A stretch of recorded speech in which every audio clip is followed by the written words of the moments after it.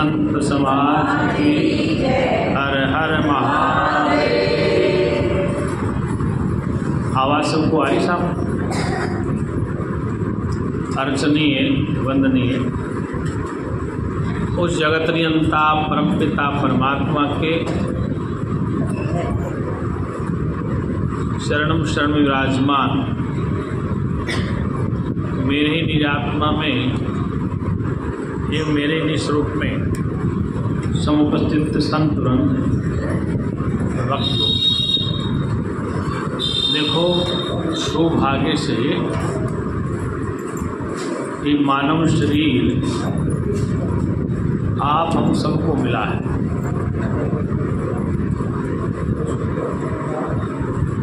इस मनुष्य शरीर का मिलना इस प्रकार जगत में बड़ा दुर्लभ है, वो हमें मिल गया है। तो इसके मिलने के बाद इस स्थूल शरीर का मनुष्य का उद्देश्य क्या है? तो शास्त्रों में एक ही बात कही है, मनुष्य शरीर मिल गया है तो इसका उद्देश्य तब पूरा होगा जब वह अपने पुरुषोत्तम को जान लेगा, अपने परम लक्ष्य का बोध कर लेगा। क्योंकि इस संसार में हम सबको खोज लेते हैं। अब आजकल नवरात्रा चल रहा है पूरे भारत में, देवी उपासना होती है प्रतिदिन, कभी शैलपुत्री, कभी कुमारी, 9 देवियाँ भारत में पूजनीय हैं। ये देवी पूजा भारत में क्यों होती है, इसका रहस्य क्या है? अमेरिका, जापान, इंग्लैंड में कोई देवी देवता की पूजा नहीं होती। भारत में जो नवरात्रा 2 बार आता है, वर्ष में 2 बार नवरात्रा, लेकिन शारदीय नवरात्रा ही कुछ समय आता है। तो वर्ष में 2 बार शक्ति उपासना क्यों होती है? इसका बड़ा रहस्य है। देवी कोई आकृति नहीं है जो हम रोजाना देखते हैं कैलेंडर में, आज शैलपुत्री या उसको स्मार्ट आई तो आकृति में देवी नहीं, ये तो कल्पना कर ली हमने। देवी नाम वेद में शक्ति का बताया, या देवी सर्वभूतेषु शक्ति रूपेण संस्थिते नमस्तस्यै नमस्तस्यै नमो नमः। एक मंत्र फिर वेद का आता है, या देवी सर्वौषधीषु या देवी सर्ववनस्पतिषु शक्ति रूपेण संस्थिते नमस्तस्यै नमस्तस्यै नमो नमः। तो अमर वनस्पति में, औषधि में और समस्त भूतों में एक शक्ति का इशारा किया गया। या देवी सर्वभूतेषु या देवी सर्वौषधीषु या देवी सर्ववनस्पतिषु। वनस्पति और औषधि इनमें भी अगर शक्ति न हो तो कोई भी दवाई काढ़ा काम नहीं करेगा। चाहे तुलसी हो, चाहे हल्दी हो, चाहे सौंठ हो, अजवाइन हो, चाहे पपीता हो, चाहे नीम गिलोय हो, कोई भी औषधि है उसमें शक्ति है। वो शक्ति का रस के रूप में आप ग्रहण करते हैं। तुलसी का काढ़ा है, गिलोय का काढ़ा है, या किसी और वस्तु का, जैसे ये डेंगू हो रहा था आपके जो होता ना पपीता के पत्ते का जूस, गिलोय का जूस, तो वेद कहता है कि इसको सीमित मत करो, आप कोई आकृति मत दिखाओ, ये देवी को विशेष है, शक्ति रूप में विद्यमान, जिस शक्ति से पूरा ब्रह्मांड रुका हुआ है, जिस शक्ति से सूर्य चंद्रमा टिके हुए हैं, जिस शक्ति से चंद्रमा तारे और आकाश में नक्षत्र तारे चकमगा रहे हैं, और जिस शक्ति से हवा चल रही है, समुद्र हिलोरे खा रहा है, नदियाँ झरने बह रहे हैं, पेड़ पौधे बड़े हो रहे हैं, फल आ रहे हैं, फूल आ रहे हैं, वृक्ष टपक रहा है, झरने बह रहे हैं, हिमालय एक जगह खड़ा है, सुमेरु पर्वत खड़ा है। तो वो शक्ति एक व्यापक रूप में है, कोई देवी नहीं है शक्ति। शक्ति कोई आकृति में आने वाली नहीं है, ये तो कल्पना कर ली हमने। क्या शैलपुत्री है, आज कुष्मांडा है या ब्रह्मचारी है, ये हमने कल्पना कर। वास्तविकता तो ये है कि दैविक शक्ति है, जिस शक्ति से समुद्र हिलोरे ले रहा है। जिस समुद्र में जल है, कृष्ण गीता में जल में रस मुझे जानो, वो भी एक शक्ति है। और हिमालय पहाड़ खड़ा है, बर्फ की हवाएं चल रही हैं, शीत लहरा आ रहा है, ग्रीष्म ऋतु आई है और हवाएं चल रही हैं, और पेड़ पौधे विविध प्रकार की वनस्पति, कैसे फूल हैं, कैसे फल हैं, अलग अलग रस में, खट्टा है, मीठा है, कसेला है, ये पेड़ पौधे। अगर वो शक्ति न हो, इन पौधों का विकास नहीं होगा, न इनमें फल आएगा, न फूल आएगा, न पत्तियाँ आएंगी, न वो जड़ी बूटियाँ काम में आएंगी। इसलिए शक्ति समस्त प्राणियों में है। क्या प्राणियों? अगर वो शक्ति गाय भैंस में भी नहीं होगी तो आपको दूध नहीं मिलेगा, और वह शक्ति घास में नहीं होगी तो गाय घास खाती है, भैंस चारा खाती है, बकरी पेड़ पौधे खाती है। वो शक्ति नहीं तो उस शक्ति के ग्रहण से ही ये पशु पक्षी दूध का निर्माण करते हैं और दूध को हम ग्रहण करते हैं। तो एक चक्र शक्ति का पूरे ब्रह्मांड में ये बड़ा सूक्ष्म विषय विज्ञान है। विज्ञानम आनंदम ब्रह्म, कि ब्रह्म कैसा है? विज्ञान स्वरूप है। वो शक्ति रूप में समस्त वेद पौधों में, वनस्पतियों में, समस्त प्राणी में विद्यमान है वो शक्ति। और वह शक्ति आप सहित है, ऐसी कोई जगह नहीं जहाँ पर उसकी सत्ता न हो। वेद इस बात को कहता है, सर्वम खलिविदम ब्रह्म तज्जलंति शांतुपासे, ब्रह्म यत्र तत्र सर्वत्र व्याप्त है। उसको शांति पूर्वक समझना है, जलन पचन से समझ में नहीं आना। इसलिए हमेशा शास्त्र पढ़ते समय, वेद पढ़ते समय, सत्संग सुनते और सुनाते समय आपकी चित्तवृत्तियाँ सतोगुणी रहनी चाहिए। वो चित्तवृत्तियाँ जितने समय तक आपके सतोगुण में रहती हैं तब तक सत्संग का आनंद मिलता रहता है। और वृत्ति यदि आपकी कुछ पल के लिए इधर उधर भाग जाती तो सत्संग में क्या पता ये विषय याद नहीं करता। इसलिए ये बिना शक्ति काम नहीं होता। शक्ति और शक्तिमान दो चीज़ें। शक्ति स्त्रीलिंग है, शक्ति स्त्रीलिंग है, और शक्तिमान पुरुषलिंग। तो स्त्री पुरुष का भेद वेद में नहीं है। एक व्यवहारिक सत्ता में ब्रह्म एक व्याप्त है। ओम पुरुष एवेदम सर्वम यद भूतम यत् भावी। पुरुष ब्रह्म एक ही है, दूसरा नहीं बना।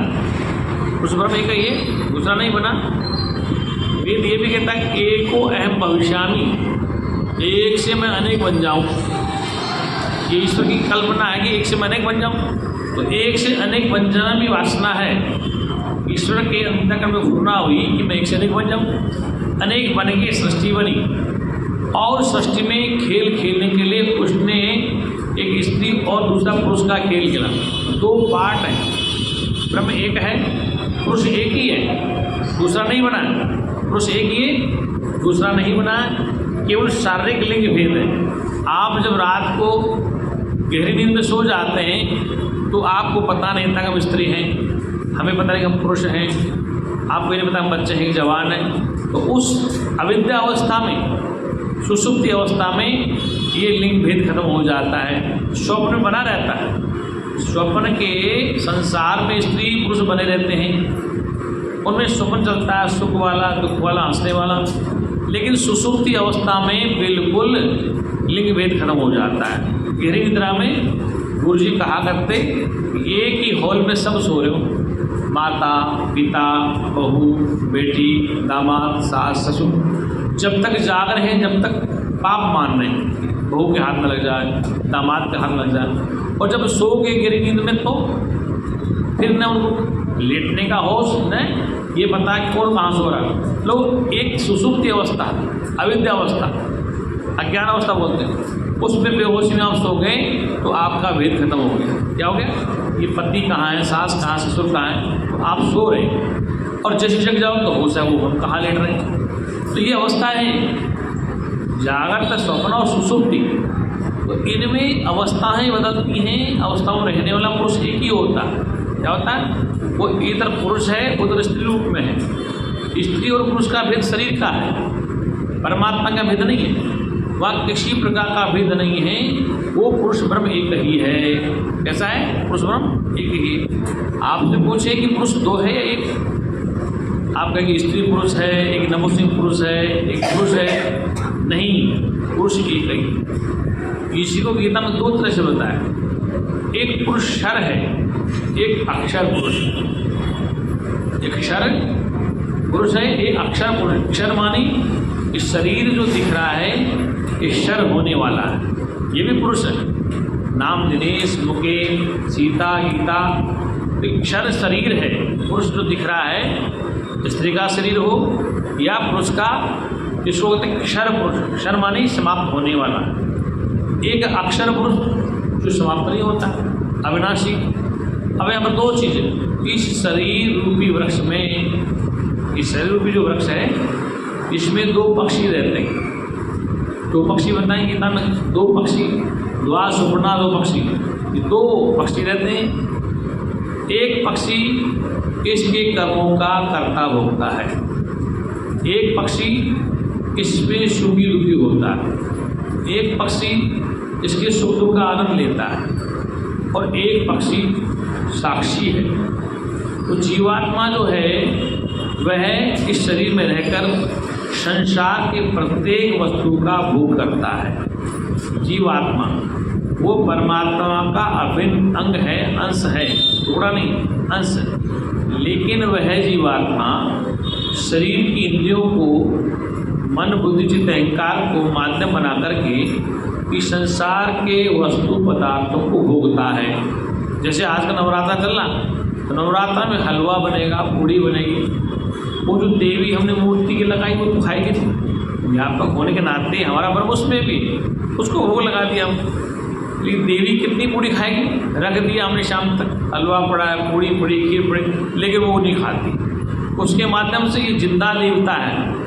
बच्चे घर में हैं, माता है, पिता है, सास ससुर, वो सब कुछ भोग को लगाते। अब प्रश्न है भोग का स्वाद कौन ले रहा है?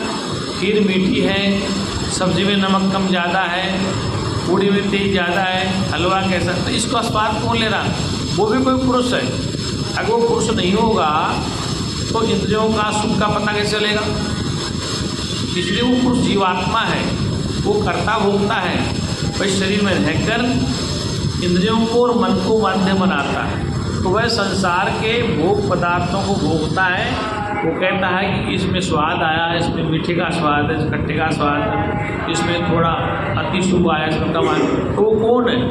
वह जीवात्मा इस शरीर के कर्मों का कर्ता भोगता है, और अच्छा मिलने से वह सुखी होता है, बुरा मिलने से वह दुखी होता है।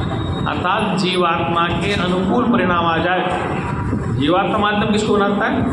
मन को।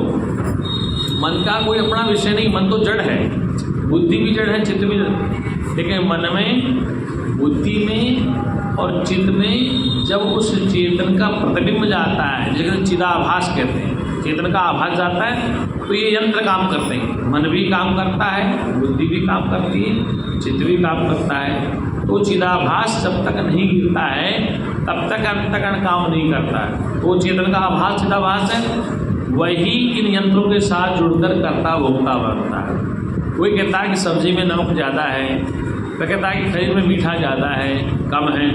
तो जीवात्मा कर्ता भोक्ता पक्षी है, वो भी एक पुरुष है। क्या? इस शरीर पुरुष है और जीवात्मा पुरुष है। शरीर को पुरुष कहते हैं और जीवात्मा है कर्ता भोक्ता, पुरुष को पुरुष कहते हैं। लेकिन गीता में कहा कि दोनों को जो जानता है वो पुरुषों में उत्तम है। पुरुषों गीता में पुरुषोत्तम अध्याय कहा है। पुरुषों में उत्तम पुरुष कौन हो गए? तो एक शरीर रूपी पुरुष है, एक कर्ता भोक्ता जीव पुरुष है। तो ये बताता है कि सर्दी लगी, गर्मी लगी, भूख लगी, प्यास लगी, अच्छा लगा, बुरा लगा, तो इन जब पुरुष दो हैं तो इनको जानने वाला साक्षी पुरुष और होगा। तो वो जो पुरुष है वो एक है। वो क्या है? पुरुष एक है। उस पुरुष का नाम शास्त्रों में, वेदों में अक्षर कहा है, जिसका क्षय नहीं कहा है, उसको साक्षी कहा है, उसको सर्वसाक्षी कहा है। सर्वसाक्षी का मतलब है कि सबका साक्षी। सब मानी इस शरीर में जितने यंत्र हैं उन सबका साक्षी है। इस शरीर में इंद्रियां हैं, कर्मेंद्रियां हैं, शरीर में मन है, बुद्धि चित्त अहंकार है, इन सबका वह साक्षी है। इसलिए उसको सब साक्षी का है। और जीव जो कर्ता भोक्ता है, उसका वो साक्षी। इसलिए साक्षी को दुख सुख नहीं है। वो साक्षी कब है? जब शरीर है तो उसे साक्षी कहा गया है, और शरीर के बगैर व्यापक तो ब्रह्म कहा गया। क्या कहा गया? ब्रह्म। इसलिए वो ब्रह्म सदा अजन्मा नित्य शाश्वत है। लेकिन वही ब्रह्म चेतना जिसको शक्ति रूप में कहा गया है, जब देह ग्रहण कर लेता है तो देह के धर्म को अपना धर्म मानने लग जाता है, शरीर के धर्म को अपना धर्म मानने लग जाता है। था तो वो अजन्मा साक्षी और नित्य सनातन चेतन, लेकिन इसके साथ अटैच हो गया, तादात्म्य बन गया, मतलब संग दोष लग गया, संग गुण आ गया। शुद्ध चेतना अजन्मा नित्य शाश्वत साक्षी रहा, लेकिन वही चेतना माया के साथ मिलकर, क्योंकि बिना माया के संसार में खेल नहीं हो सकता। ईश्वर ने खेल जो रचा है माया से रचा है, तो माया के साथ नाम रूप फंस जाता है, और फंसकर देह स्वीकार करके इस देह के जो धर्म हैं या इसके गुण हैं, इंद्रियों के जो गुण धर्म हैं या अंत के जो गुण धर्म हैं, उसको चैतन्य जो अजन्मा है नित्य शाश्वत है, विशिष्ट चेतना बनकर जीव वहाँ में बन जाता है, और कर्ता भोक्ता बनकर कहता है ये मेरा है, ये तेरा है। मोर तोर और माया, ये कौन कहता है? साक्षी नहीं बोलता है, चेतना नहीं कहती। जो जीव भाव में बैठा है, अभाव नाम जीव का है, जीवना वासना, वही कहता है कि ये मेरा हो तेरा। साक्षी नहीं बोलता है, चेतन नहीं कहता है। चेतन ठसाठस एक ही है, लेकिन वही कहता है कि मुझे अभाव है, मुझे दुख है, मुझे कष्ट है, मुझे पीड़ा है। तो शास्त्र ने उपदेश ध्यान रखना कभी शरीर को नहीं दिया। ये अमूल्य आज तक सत्संग नहीं सुन पाई है, इतने दिन से सुना रहा हूँ, लेकिन इसने कभी कहानी में सत्संग सुनती, ये अंगूठा नहीं सुन पा रहा, या आँख पैर नहीं सुनती हैं, सत्संग नहीं सुनता। इसमें कोई सुनने वाला है? शरीर सत्संग सुने तो मुर्दे क्यों नहीं सुनते? शरीर सत्संग नहीं सुनता है, शरीर में रहने वाले जीवात्मा कोई सत्संग सुनाया जाता है। तो शरीर को अज्ञान नहीं है, शरीर को कोई अज्ञान नहीं है। इस अंगूठे को कहीं रख दो, क्या इसको पता है कि गंदगी में, लेकिन इसमें कोई है। इसलिए सत्संग कभी भी शरीर को नहीं सुनाया जाता है, न शरीर कभी सत्संग सुनता है। शरीर में रहने वाली जीवात्मा एक अविद्या ग्रंथि में फंसी पड़ी, उसको जगाया जाता है। जाना ना, जैसे एक सर्प है पिटारे में सो रहा है, तो सपेरा बीन बजाता है तो पिटारे को नहीं सुनाता है। पिटारा क्या सुनेगा? वो ढक्कन नहीं सुनता है, बीन की आवाज़ कौन सुनता है? वो सर्प सुनता, वो जाग जाता है। ये शरीर भी पिटारा है, ये सुनता नहीं है। इसमें जो जीवात्मा सुसुप्ति में गया, अविद्या में लेट गया, उसी को बीन बजा के सुना जाता है कि तो अपने को जान। वो सुनता है, जागता है, उसको होश आता है, अपनी केंचुरी छोड़ता है कि मेरा वास्तविक स्वरूप तो नित्य शाश्वत था, लेकिन मैं इस माया के घेरे में, अविद्या के जाल में फंसने से इसी को मैं सत्यवान कर सुखी दुखी हो रहा हूँ। बस इसका मतलब यह है कि सत्संग शरीरों के लिए नहीं होता है, सत्संग हाथ पैर के लिए नहीं होता है। गुरु जी कहा करते कि इस हाथ को ये हाथ नहीं जानता, इस पैर को ये पैर नहीं जानता, इस कान को ये नाक नहीं जानता, तो फिर कोई जानता है इसमें? वो कौन? जीव है, कोई जानता है इसमें। और वो जीव अविद्या के घेरे में है। उसका अविद्या घेरा किसके द्वारा? ब्रह्म वाक्यों के द्वारा छूटेगा। वो अविद्या घेरा ब्रह्म वाक्य जब सुनाए जाएंगे तब उसका घेरा टूटेगा। और घेरा टूटने के बाद जो इस शरीर के धर्म थे, जो उसने मान लिए थे अविद्या से, शरीर के संग रहने से, शरीर का धर्म जन्मने का, बड़ा होने का, घटने का, बीमार होने का और जाने का, तो वो था तो अजन्मा नित्य शाश्वत सनातन, अजो नित्य। उपनिषद कहती है अजो नित्य शाश्वत हो पुराण न हनन्ते न हनुमान शरीर। तो वो अजन्मा नित्य शाश्वत था, उसी को शक्ति रूप में विकसित किया गया। वो अजन्मा नित्य शाश्वत शक्ति है, वो एक ही है शक्ति, वही चेतन है, वही ज्ञान स्वरूप है। कि चेतन को उससे अलग नहीं कर सकती, ज्ञान को उससे अलग नहीं कर सकती, आनंद को उससे अलग नहीं करते। हाँ, कहने पर वो उपाधि अलग अलग है। चेतन स्वरूप है, ज्ञान स्वरूप है, आनंद स्वरूप, ये उसकी विशेषताएं हैं। चेतन स्वरूप है, ज्ञान स्वरूप है और आनंद स्वरूप, क्योंकि उसका कोई दूसरा चेतन नहीं हो सकता। अगर चेतन का चेतन होगा तो जड़ हो जाएगा, ज्ञान का ज्ञान होगा तो जड़ हो जाएगा, आनंद का आनंद नहीं हो सकता। जिसे आनंद कहा गया, इशारा है, शब्द मात्र है। आनंद भी शब्द है, चेतन भी शब्द है, ज्ञान भी शब्द है। तो शब्दों से पुकारा गया है, उसके शब्दों के द्वारा उसको समझाया गया है कि वो चेतन स्वरूप है, वो ज्ञान स्वरूप है, वो आनंद स्वरूप है, वो अजन्मा है। ये उसकी विशेषण है, इसलिए उसको समझाया गया शब्द के द्वारा। इसलिए शब्द नहीं होता तो सत्संग नहीं होता, शब्द नहीं होता तो आकाश नहीं होता, आकाश नहीं होता महाकाश होता, महाकाश होता तो कारण नहीं होता, कारण नहीं होता तो हिरण्यगर्भ नहीं होता, हिरण्यगर्भ नहीं होता तो महतत्व नहीं होता, और महतत्व नहीं होता तो ये जीव नहीं होता, ईश्वर नहीं होता और ब्रह्म नहीं होता। एक प्रक्रिया है, जीव ना अभाव का है, अभाव ना वासना का है, और वासना अविद्या में, जीव में। जीव जब अविद्या को छोड़ देता है, अपने स्वरूप को जान जाता है, तो फिर वासना नहीं रहती। वासना नाम एक ब्रह्म का ही है, वासना भी एक ब्रह्म का ही नाम है। इस संसार में जो हम खाते पीते हैं, सब्जी खाएं, दूध पिएं, घी खाएं, अगर आपके अंदर खाने की वासना नहीं है तो आप दूध दही नहीं खा सकते। वासना को सीमित परिभाषित नहीं किया गया साथ। वासना नाम भोग क्रिया नहीं है, स्त्री पुरुष का भोगी वासना नहीं है। जिसको हम खाते हैं, घी, दूध, मलाई, वो भी तुम्हारे मन की वासना। दूध खा लो, घी खा लो, पनीर खा लो, ये बना लो, तो बिना उसके संसार नहीं चल सकता। लेकिन प्रत्येक चीज़ में जहाँ देखते हो, जब देखते हो, वो एक ही वस्तु है। तो वासना नाम एक उसी का। गीता में कृष्ण कहते हैं कि शास्त्र के अनुकूल काम में हूँ। क्या हूँ? अनुकूल का मतलब है कि शास्त्र ने एक परमिशन दिया है, एक प्रपत्र दे दिया आपको शास्त्र ने, या कि बच्चों का विवाह कर दो, अपनी काम वासना पूरी कर दो, प्रमाण पत्र मिल गया।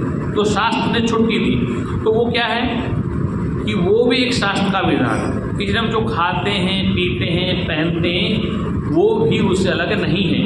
अगर हम वासना करते रहेंगे जीवन भर तक, क्या तो कहते कि हम वासना से निर्मुक्त हो गए, हमारे में वासना नहीं है, हम वासना से, अरे भाई वासना नहीं है कहते कहते तो वासना बन गई कि हम खाते नहीं, हम पीते नहीं, हम ये करते नहीं, ये न करना, न खाना, न करना, ये भी तो कर्तापन हो गया। हम चाय नहीं पीते, हम पूजा ही नहीं करते, हम पाठ ही नहीं करते, हम हवन ही नहीं करते, हम तो नहीं करते, न करते करते भी करने का इनकार हो गया। क्या हो गया कि हम ये नहीं करते, हम ये नहीं करते, नहीं करने का भी एक इनकार पैदा कर लिया हो। इसलिए करना और न करना उसमें दोनों नहीं है, वो सहज है। क्या कहा है? सहज है। सहज माने वो करने से नहीं मिलने वाला है और हटने से भी नहीं मिलने वाला। अगर तुम कर्ता बन जाओगे पहले तो कुछ नहीं प्राप्त होने वाला, और वो क्रिया से प्राप्त नहीं होने वाला। क्रिया अक्रिय से पहले ही प्राप्त हो, कर्म से प्रथम ही वह प्राप्त है, लेकिन उसका भ्रम हो गया है कि वो मुझे प्राप्त नहीं, इसलिए उसका बोध करने के लिए सत्संग की आवश्यकता है। परमात्मा किसी क्रिया के द्वारा प्राप्त नहीं होता, वो क्रिया से प्रथम ही प्राप्त है। अगर आपके पास वो नहीं है तो तुम कुछ भी नहीं कर सकते, न बोल सकते हो, न सत्संग सुन सकते हो, न यज्ञ दान कर सकते हो, न शुभ कर्म कर सकते हो, न अशुभ कर सकते हो। उसके होने से ही सारे कर्म होंगे। इसका मतलब सब कर्मों से पहले वो आपके पास ऑलरेडी है, लेकिन उसका बोध नहीं। उसका बोध सच्चिदानंद भगवान 2 मिनट कीर्तन बोल दीजिए। सत्यम ज्ञान अनंतम ब्रह्म, सत्यम ज्ञान अनंतम ब्रह्म, सत्यम ज्ञान अनंतम ब्रह्म, सत्यम ज्ञान अनंतम ब्रह्म, सत्यम ज्ञान अनंतम ब्रह्म, सत्यम ज्ञान अनंतम ब्रह्म, सत्यम ज्ञान अनंतम ब्रह्म, सत्यम ज्ञान अनंतम ब्रह्म,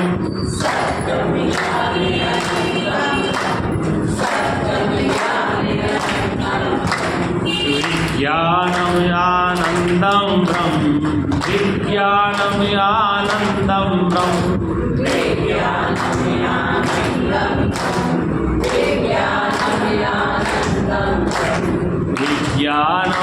आनंदम ब्रह्म प्रज्ञानम आनंदम ब्रह्म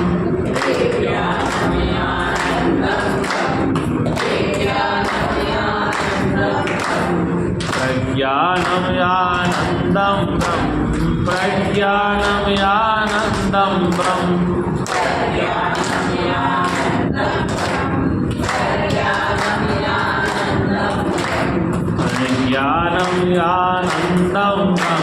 प्रज्ञानम आनंदम ब्रह्म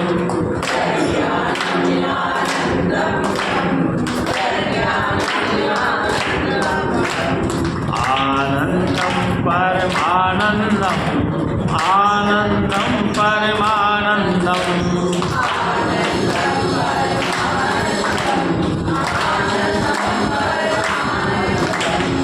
आनंदम परमानंदम आनंदम परमानंदम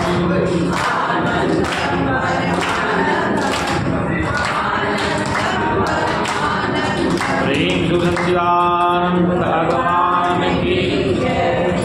इसलिए शक्ति सार्वभौम है, उस शक्ति के बगैर आप एक पल क्षण भी नहीं रह सकते। उसी को चेतन कहते हैं, उसी को आनंद कहते हैं, उसी को ज्ञान स्वरूप कहते हैं, उसी को शक्ति कहते हैं। शक्ति शक्तिमान दो नहीं होते। शक्ति और शक्तिमान जैसे एक चने का बीज होता है, उसमें दो परत होती है, तो बीच में कौन निकलता है? शक्ति और शक्तिमान, शक्ति एक ये दो नहीं होती, लेकिन शरीर में आकर अलग दिखाई देता है। स्त्री है ये, पुरुष है, लेकिन चेतन दोनों में एक ही, चेतन दोनों में एक। ये ध्यान रखना, संसार में वासनाएं जीती नहीं जाती, समझी जाती। संसार में वासनाओं को समझना है। महादेव के लिए प्रसंग आता है, बताओ महादेव कितने बच्चे थे? देवोदेव महादेव आदि योगी कहते हैं, कितने बच्चे थे? कार्तिक गणेश एक लड़की बताते हैं।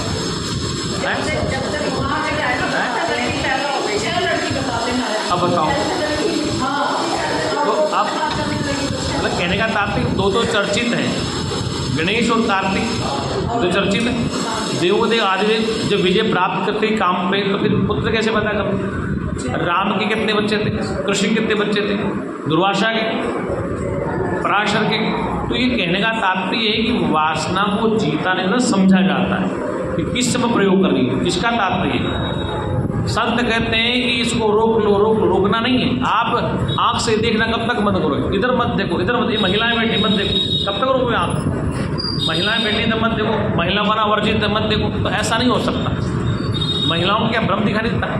इसलिए आप इस विषय को तभी समझेंगे, सब जगह एक ही दिखाई देगा। स्त्री है, पुरुष है, बच्चा है, बूढ़ा है, हिंदू है, मुसलमान है, ईसाई है, यहूदी है, या जो भी है, चेतन एक ही सब। क्या है? एक ओंकार सतनाम। क्या कहा? एक ओंकार सतनाम साक्षी। वो एक ही है ओंकार नाम, वो सत्य है, वही चेतन है, वही आनंद है। उस एक को जिसने जाना, उसने सब में एक ही जाना। एक को जाना मतलब सब में एक है। एक ओंकार, वो एक ही, कर्ता पुरुष, अभय निर्भय अविनाशी, वो एक ही, दूसरा बना ही नहीं। तो संतों की वाणी का अर्थ हमें समझना चाहिए कि एक ओंकार सतनाम, कर्ता पुरुष अभय अविनाशी क्यों कहा? उसकी विशेषण है कि एक ही ओंकार है, वो चींटी से लेकर ब्रह्मा तक। कहाँ तक है? एक बार ऋषि लोग चर्चा करते सत्संग की, क्या करते? ब्रह्मवेत्ता थे, ऋषि का मुझे नाम नहीं याद आ रहा। तो शिष्य से चर्चा करते करते उस संत ने कह दिया कि देख, इस काम की इतनी जानकारी है कि ये जंगल में सुअर होता है ना, सुअर सूर्य का जितना आनंद भोग में, उतना ब्रह्मांड को ब्रह्म में तो ज़्यादा नहीं आता। अब ब्रह्मा जी बड़े नाराज, ऐसे कैसे कहते? तो कहने का तात्पर्य काम चीज़ें लेके देवताओं तक एक ही स्थिति हो, कुछ कम ज़्यादा नहीं हो सकता। इसलिए काम में भी चेतना एक ही, दूसरी नहीं बन जाता। अगर ऐसा होगा तो फिर तो खंडन हो जाएगा, सनातन टूट जाएगा, चेतना का खंडन हो जाएगा। इसलिए चेतन वस्तु एक ही है, वो ठसाठस सब में व्याप्त है, कहीं कम ज़्यादा नहीं है। कम ज़्यादा नहीं है, इसलिए वो एक ही चेतना है, सब में व्याप्त है, सब जगह व्याप्त है, इसलिए उसको ही पूजनीय है। हम देवी की पूजा करते हैं, किसकी? देवी देवता की पूजा करते हैं, सास से झगड़ा करते हैं, सास से झगड़ा करते हैं, बहू की सेवा नहीं करते हैं। तो देवी एक ही है, शक्ति एक ही विद्यमान है, और सब में यत्र तत्र सर्वत्र व्याप्त। हमने कहा था वेद मंत्र कहता है या देवी सर्व औषधिषु या देवी सर्व वनस्पतिषु। तो वो चेतन शक्ति पेड़ पौधों में भी है, औषधियों में भी। अगर वो चेतना नहीं होगी पेड़ पौधों में, औषधियों में, तो औषधि और पेड़ पौधे आपको ताकत नहीं देंगे, दूर बच जाइए। मतलब वो पेड़ पौधों में अगर चेतन शक्ति नहीं होगी, गाय घास खाती मांस नहीं खाती, भैंस घास खाती मांस नहीं खा सकती, बकरी घास खाती, महात्मा गांधी की बकरी काजू बादाम खाती। ऐसा पढ़ा हमने कि महात्मा गांधी अपनी बकरी को पत्तों के साथ साथ काजू बादाम खिलाते, और वास्तव में बकरी जितनी पत्ते खाती उसका दूध क्यों काम आता डेंगू में? बकरी का दूध महंगा क्योंकि बकरी घास नहीं खाती, वो बहुत जड़ी बूटी खाती, दिन भर जंगल में घूमती रहती, तो उसका दूध डेंगू में ज़्यादा ताकतवर होता। इसका मतलब कि बकरी दिन भर जो गंगा में घूमती है, पत्ते खाती, बबूल खाती, आग के पत्ते खाती, सब खाती, तब वो दूध बनता, दतुरा खा जाता। तो उस दूध में ताकत होती है रोगों से लड़ने की, इसलिए उसका 2000 रुपये दूध बिक जाता है, 2000 रुपये लीटर दूध। तो बकरी में जो ताकत है की दूध में, पेड़ पौधे, आग खाया, पपीता खाया, बबूल खाया, नीम खाया, दथुरा खाया, मूंगफली के पत्ते खाए, पता है क्या क्या तो खाती बकरी, तब उसका दूध पौष्टिक। तो वो जो पेड़ पौधे हैं उनमें भी चेतना है। क्या है? जैसे आप काढ़ा बनाते हैं, तुलसी, अदरक, इलायची, लौंग, ये क्या है? ये चेतना का एक विकसित रूप है, भले भस्म है, वो पेड़ पौधे हैं, उनका सूक्ष्म रूप है। जैसे गन्ने का जूस निकाल लिया, क्या लिया? तो अगर गन्ने में चेतना न हो तो क्या जूस मीठा होगा? आंवले में क्या स्वाद होगा? आम में होगा। तो इसलिए समस्त वनस्पतियों में वेद कहता है वो चेतना है। जैसे करेला कड़वा होता, नीम कड़वा होता, गिलोय कड़ी होती, तो वो भी औषधि है। ये हमारे सनातन में उसको भी पेड़ को औषधि कहा। नीम, करेला, जामुन, आपकी गिलोय, नीम गिलोय, तो ये जितनी कड़वी वनस्पतियाँ उसमें चेतना है की। लेकिन चेतना कोई शैलजापुत्री में नहीं है, शैल कुमारी में नहीं है, वो आप में भी विद्यमान है, वो वनस्पति में भी है। क्या है? वो वनस्पति में भी है, वो पेड़ पौधों में भी है। कहने का अभिप्राय यह है कि अब शैलपुत्री, अब किष्किंधा, ब्रह्म कुमारी, ये नहीं, आप में भी विद्यमान है। समस्या ये है कि हम सनातन को सूक्ष्म कर लेते हैं, छोटा बना लेते हैं, देखिए हमारा सनातन व्यापक है, समझ रहे हैं? 9 देवी 9 दिन तक पूछते हैं। तो मैं कहता हूँ कि पूरे ब्रह्मांड में क्या जहाँ तक जो दिखाई दे रहा है वो शक्तिशाली कुछ भी नहीं है। शक्ति नाम चेतना का है। किसका नाम है? चेतना का। अगर वो चेतना रस में ना, तो क्या जल के पीने में स्वाद आएगा? गीता में कृष्ण कहते हैं कि जल में रस मुझे जानो, जल में रस मुझे जानो। अगर जल में रस नहीं होगा तो कौन पिएगा? ये वो भी चेतना है। घृत, घी, दूध, सब कुछ, पेड़ पौधे, वनस्पति, फल इत्यादि, अन्न में भी वेद का मंत्र आता, अन्नो ब्रह्मेत बीजाना, अन्न भगवान है। पुराने लोग कहते हैं बुजुर्ग कि अन्न का अपमान मत करो, अन्न भगवान होता है, तो वेद की बात बोलता, अन्नो ब्रह्मेत बीजाना, अन्न भगवान है। क्या है? आनंदो ब्रह्मेत बीजाना, आनंद स्वरूप भगवान। तो अन्नो ब्रह्मेत, अन्न भी भगवान है। क्यों भगवान है? क्योंकि वह इस शरीर को चलाने की आवश्यक है। अब अन्न में आप बाजरा, चना, जौ, ज्वार, ये नहीं, अन्न में सभी चीज़ें जिससे आपकी प्राण की रक्षा जो अन्न है। जैसे प्यास लग रही है बहुत तगड़ी, तो पहले भोजन चाहिए रोटी या प्याने चाहिए, पहले पानी चाहिए।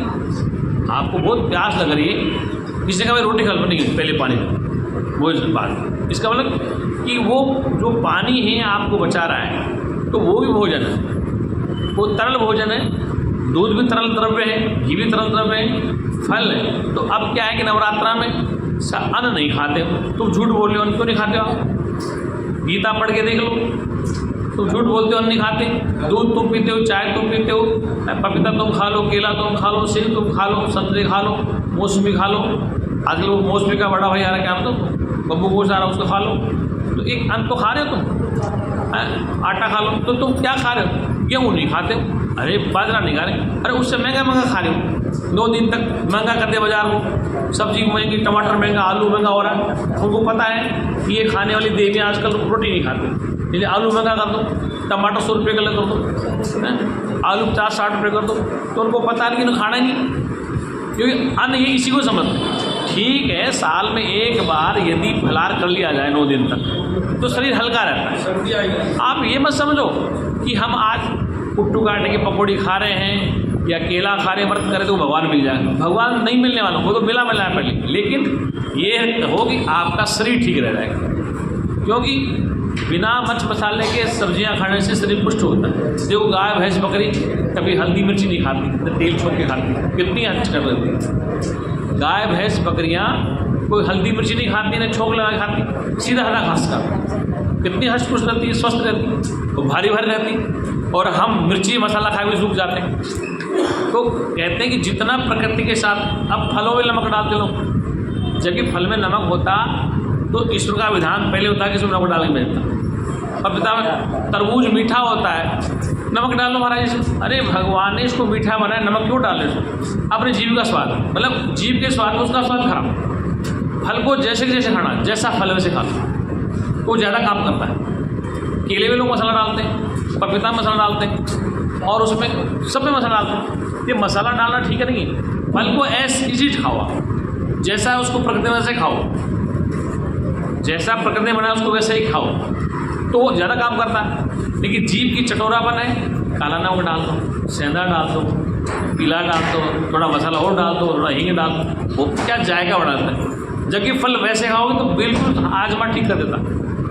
कहने का अभिप्राय है कि प्रकृति में जैसे आदमी स्वस्थ रहता, जंगल में पशु पक्षी रहते हैं बेचारे, ठंड भी सहन करते हैं, गर्मी सहन करते हैं, पेड़ पौधे वो प्रकृति में रहते हैं। और जितने जंगल में वनमानुष रहते हैं, संत रहते हैं, वो स्वस्थ रहते हैं, कारण कि वो प्रकृति की गोद में रहते हैं। उनको टाइम पे धूप मिलती है, समय पे पानी मिल जाता है, समय पे शुद्ध भोजन मिल जाता है।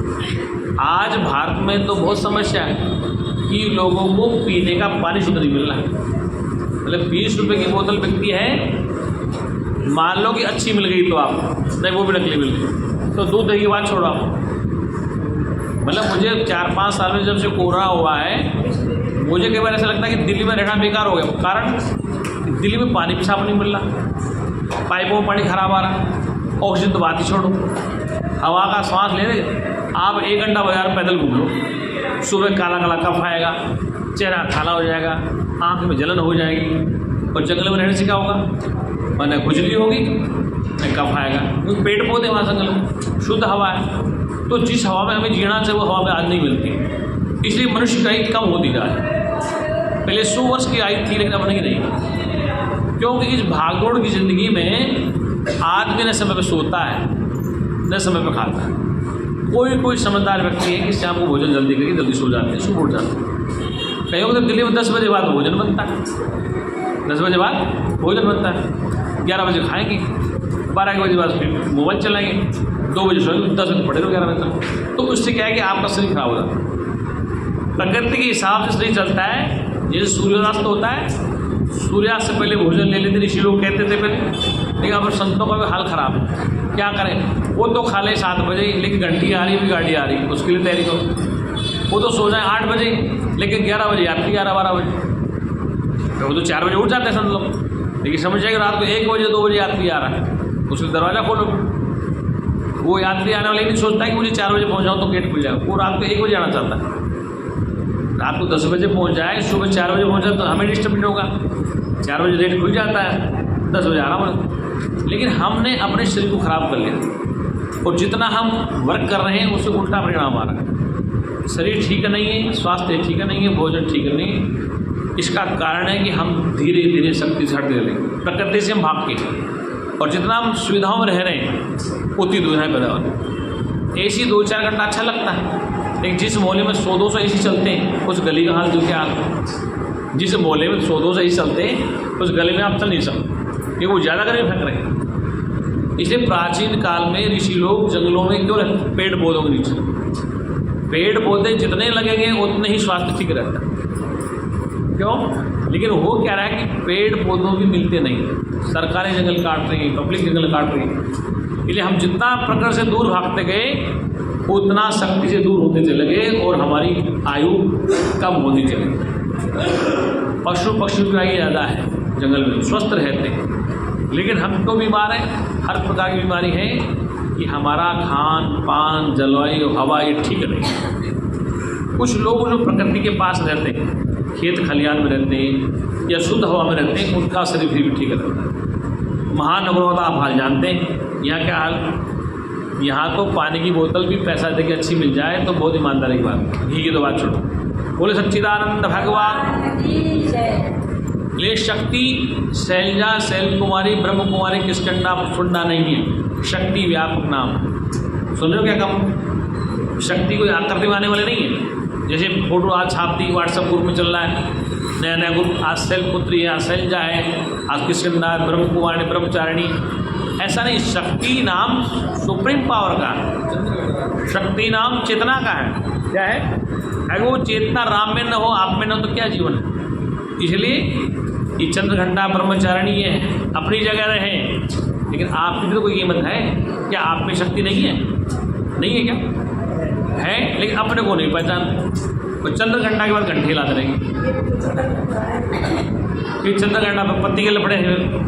यानी कहा तात्पर्य है कि तुम हो वही, लेकिन जब तुम्हारा रूप कभी आता ना, अब तो तुम ही जानते हो, जब तुम्हारा रूप आता है, सरस्वती का आता है, चंडी का आता है, तो पति सोचता है जानने से बच्चे, वो चुप रहता है बेचारा। क्या कहता है कि चुप, फिर वो सोचता है मामला गड़बड़। आज देवी जाग गई, आज देवी का चंडी रूप आ गया, लेकिन वो शांत रहता है बेचारा, घर में शांति बने। तो कहने का अभिप्राय है कि शक्ति यत्र तत्र सर्वत्र व्याप्त है, और सर्वत्र व्याप्त होने के नाते आपके पास है। ऐसा जानकर सामने बाएं दाएं ऊपर नीचे, बाएं दाएं ऊपर नीचे, मध्य में वो एक ही शक्ति है, दूसरी है ही नहीं। ऐसा जाने से तुम्हारा नवरात्रा पूरा हो जाएगा। हो जाएगा पुनः जीवन भर स्कंदा के नाकर करते रहो, कुछ नहीं पता करने वाले। ब्रह्म कुमारी के पास जाओ, शनि महाराज के पास जाओ, लेकिन समझ जाओगे वो एक ओंकार सतनाम साक्षी, जो एक ही ओंकार नाम से शक्ति रूप से विद्यमान है, वही शनि महाराज में, वही तुम्हारे में। एक बार किसी ने कहा कि शनि की दशा किसको लगती है, तो बोले मूर्ख को लगती है। बोले क्यों लगती है? कि मूर्ख जानता कि शनि अलग है, मैं अलग हूँ। ज्ञानी को शनि नहीं लगता, ज्ञानी जानता कि शनि में और मेरे में एक चेतना, तो मेरा कुछ नहीं बिगाड़ सकता। ये मूल मंत्र है कि शनि और मैं दोनों एक ही चेतना में, दूसरा बनाए नहीं। लेकिन जो मूर्ख है, ज्ञानी है, वो शनि से डरता है, क्योंकि शनि को अपने से अलग मानता है और शनि उसको अलग मानता है। लेकिन ध्यान रखना, ब्रह्मज्ञानी का शनि की आत्मा, ब्रह्मज्ञानी की आत्मा एक होती, इसलिए उसको बैरभाव नहीं, उसकी दुश्मनी नहीं। जो आपसे विरोध करेगा तो दिक्कत है, लेकिन वो शनि और तुम्हारी आत्मा एक ही है। एकम ब्रह्म द्वितीया नास्ति। तो फिर वो शनि महाराज तुम्हारा कुछ नहीं बिगाड़ेगा, उसको पता है यार मेरा परिवार का आदमी। लेकिन जब उसको अलग माने, तुम अलग मानो, तो फिर तुम्हारे घर में क्लेश करेगा। इसलिए डरना नहीं। जितने देवी देवता बनाए हैं वो आपने, हमने, सबने बनाए, और उनमें प्राण प्रतिष्ठा हम नहीं करिए। क्या करिए? हम नहीं करिए। और ये जो जितना प्राण चल रहा है, ये जो हवा चल रही है, इसे प्राण ग्रहण कर रहे हैं, श्वास। अगर हवा बंद हो जाए तो फिर क्या वो प्राण चल जाएगा उनके? नहीं करिए। इसलिए प्राणस्य गायत्री ही वेद कहता है, ये गायत्री नाम प्राण का ही है, किसी स्त्री का नाम नहीं। ये गायत्री की स्त्रीलिंग है, देखिए गायत्री प्राण है, प्राण पुल्लिंग है। ये प्राण समस्त प्राणियों में प्राण शक्ति है। क्या है? ये प्राण शक्ति शरीर चल रहा है। क्या चल रहा है? प्राण अपान समान युक्ता। कोई प्राण को अपान में मिलाता है, कोई अपान को प्राण में मिलाता है, कोई श्वास को ऊपर खींचता है, कोई नीचे को बंद करता है। ये जो 9 द्वारों के द्वार का, क्या 10 द्वारों की कठोपनिषद में नचिकेता से आचार्य और कहते हैं, यमराज कहते हैं, ये नचिकेता ये पूरी है। ये क्या है? पूरी। पूरी मानी जिसमें पूर्ण है, निवास करता है, जिसमें द्वार है पूरी में, वो पूरी इसमें जगन्नाथपुरी इसमें रहता है। पूरी इस शरीर का नाम है। क्या नाम है? और उसमें 9 द्वार हैं, और द्वारों को जानने वाला द्वारकाधीश में रहता है। लेकिन 9 द्वारों की पूरी है, और ये सब द्वार जड़ वस्तु हैं। इन सब में रहकर जानता है, जो स्वप्न को जानता है, सुषुप्ति को जानता है, जागृत को जानता है, वो पुरुष एक ही है, दूसरा बना ही नहीं है। तो हे नचिकेता, तू वास्तव में वही पुरुष है, दूसरा बना ही नहीं है। इसलिए श्रुति कहती कि ओम पुरुष एवेदम सर्वम यद भूतम तच्च भाव्यम। वो पुरुष ब्रह्म एक ही है, जो जागृत में भी है, सुषुप्ति में भी है, स्वप्न में भी है, और शरीर छूट जाएगा तो पुरुष एक ही रहेगा। और जो खा पी के बड़ा हो रहा है वो पुरुष एक ही है, जो भूतकाल में चला गया वो पुरुष एक ही है। क्या है? उस पुरुष से अलग कभी तुम हटे नहीं, लेकिन मूर्खों के चक्कर में फंसकर हम उससे अलग हो गए, नकली भगवान के चक्कर में फंस गए और असली को भूल गए। ये पुरुष वो एक ही, स्वप्न में, जागृत में, सुषुप्ति में पुरुष एक ही। और जो बीत गया है एवेदम सर्वम, ये सब पुरुष ब्रह्म एक ही है। जो बीत गया है, जो चल रहा है, जो आगे आएगा, वो जो रोटी खाता है, पपीता खाता है और बढ़ रहा है, अन्न खा करके, वो भी पुरुष ब्रह्म एक ही, उसमें भी वही, दूसरा बना ही नहीं है। बोल सच्चिदानंद भगवान की। बात समझ में आ रही? इसलिए नवरात्रा का तात्पर्य है कि 9 द्वारों की पूरी में एक ही पूर्वासी है। क्या है? एक ही रहता है, और उसको जानने के लिए ही मानव शरीर मिला है। उसको जब जान लिया, उसका बोध कर लिया, मतलब उसका अनुभूति हो गई। जाना उसको जाता है जो आपसे अलग होता है। इसे परमात्मा जाना नहीं जाता है, देखा नहीं जाता है, छुआ नहीं जाता, इसकी अनुभूति होती है। अनुभूति किससे करोगे? अंतःकरण से करोगे। किससे करोगे? अंतःकरण से। और अंतःकरण का वो पहले ही जानकार है, तो वो अंतःकरण में रहकर स्वयं की अनुभूति करता है। स्वयं से स्वयं का बोध, स्वयं से स्वयं यात्रा, अपने से अपने में यात्रा होती है, दूसरा होता ही नहीं। इसलिए वो स्वयं है, उसको स्वयंभू कहा गया है। क्या कहा उसको? वेद में स्वयंभू, अर्थात वो स्वयं अपने आप में, दूसरा नहीं। लिए उसकी अप्रोक्षानुभूति होती है, प्रोक्षा नहीं होती। अप्रोक्षानुभूति का मतलब है कि वो स्वयं से स्वयं को जानता है, इसलिए उसको क्या कहा है? स्वयंभू कहा है। क्या कहा है?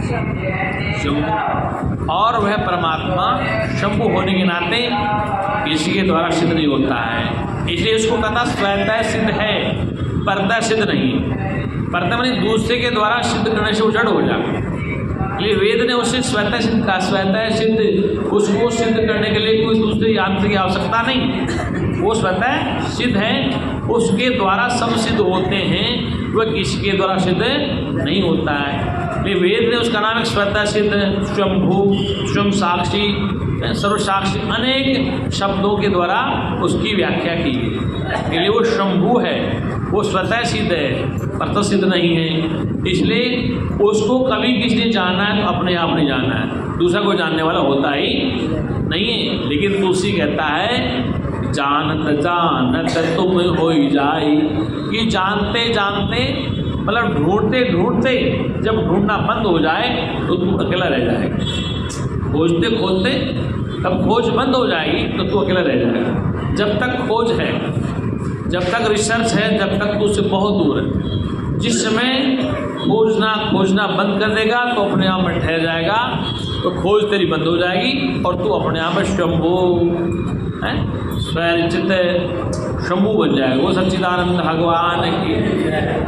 इसलिए शास्त्र ये कहता है कि बिना जाने इसका बोध नहीं हो सकता।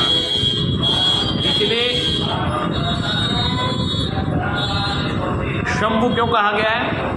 कि वह है किसी और के द्वारा सिद्ध नहीं होने वाला, वो अपने आप में स्वतः सिद्ध है। सर्व साक्षी इसलिए कहा गया, वो सबका साक्षी। साक्षी इसलिए कहा गया है कि सर्व में है, सर्व में रहकर सबसे न्यारा भी है। जैसे जल में रहकर जल से न्यारा, आकाश में आकाश से न्यारा। आकाश मानी सब कुछ, इस आकाश में ही सूर्य है, इसी में चंद्रमा है, इसी में तारे हैं, इसी आकाश में पृथ्वी है, इसी में हवा है, इसी में समुद्र है, इसी में माल है। तो सब कुछ आकाश में खाली व्याप है सब कुछ। अगर खाली न हो तो कहाँ रहेंगे? आकाश में वायु है, इसी में जल है, इसी में पृथ्वी, वो सब में रहकर सबसे न्यारा। अर्थात आकाश को भी जानता है, वायु को भी जानता है, अग्नि जल को भी वो जानता, सबको जानता है। इसलिए उसे सर्व साक्षी कहा है। क्या कहा? सर्व साक्षी। इसलिए वो सर्व साक्षी आपका अपना चेतन स्वरूप है, वही चेतना है, वही एक ओंकार है, उसी को शतनाम से पुकारा गया है। एकम सत विप्रा बहुधा वदंती, उस एक ही को विद्वान लोग शतनाम से पुकारते हैं, साक्षी नाम से पुकारते हैं, शंभु कहते हैं, आत्मा कहते हैं, ब्रह्म कहते हैं, ईश्वर कहते हैं, मायापति कहते हैं, चेतनातीत कहते हैं, अनेक उसके नाम। वो सच्चिदानंद भगवान।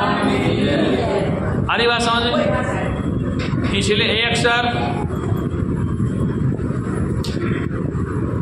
तो उस एक को ही अनेक नामों से पुकारा गया, उस एक को ही चेतन स्वरूप कहा गया।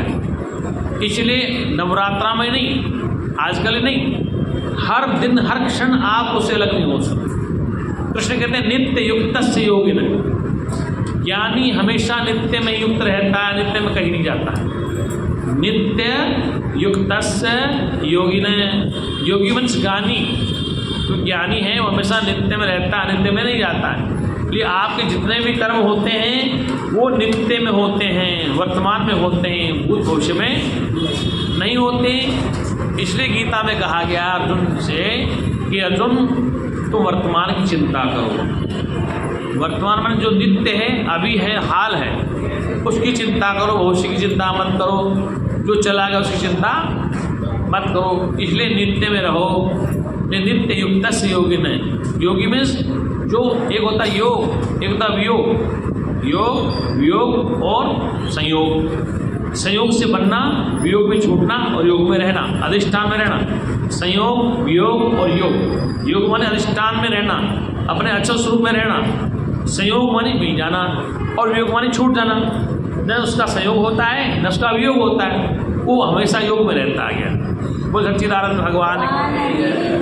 इसलिए इस मनुष्य जन्म का जो परम लक्ष्य है वो क्या है? अपने चेतना आत्मा को जानना। अब एक भजन के द्वारा तुम्हें सुना देता हूँ। तो भजन मुझे याद नहीं होते, सत्संग याद रहता है, भजन याद नहीं होता। कोशिश बहुत करता हूँ लेकिन दिमाग नहीं काम करता भजन। बोल सच्चिदानंद भगवान है।